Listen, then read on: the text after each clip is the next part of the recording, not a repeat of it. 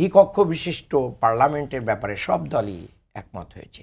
তাহলে আমরা যদি দ্বিকক্ষ বিশিষ্ট পার্লামেন্টে যেতে চাই, সেক্ষেত্রে আমাদের এই আইনি ভিত্তিটা যদি এখনই না করি, তাহলে নির্বাচনের পরে গণভোট হলে তাহলে ওটা তো অনেক লেট হয়ে যাবে। তাহলে আমাদের নির্বাচনী ইশতেহার সহ অন্য কার্যক্রম আমরা কিভাবে করব, কিভাবে আমরা উচ্চকক্ষের প্রার্থিতা ঘোষণা করব, উচ্চকক্ষে যারা প্রার্থী থাকবে তাদের কিসের ভিত্তিতে আমরা সেই প্রার্থিতা ঘোষণা করব, অনেকগুলো বিষয় কিন্তু আনসেটেলড থেকে যায়। আর সবচেয়ে বড় কথা হচ্ছে গোটা বাংলাদেশের মানুষ এই সংস্কারকে অ্যাকসেপ্ট করেছে। আমি প্রথমে যেটা প্রশ্ন করেছিলাম, আপনি বললেন যে সরকার তো আছে, 29-এ নির্বাচন হতে হবে যদি সংবিধান মানতে হয়।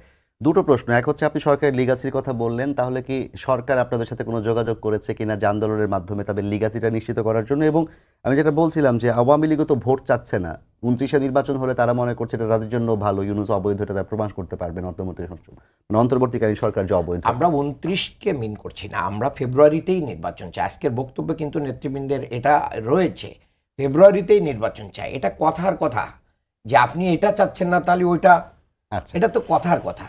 এটা তো মানে আমাদের চাওয়া পাওয়ার বিষয়টা তো খুব ক্লিয়ার।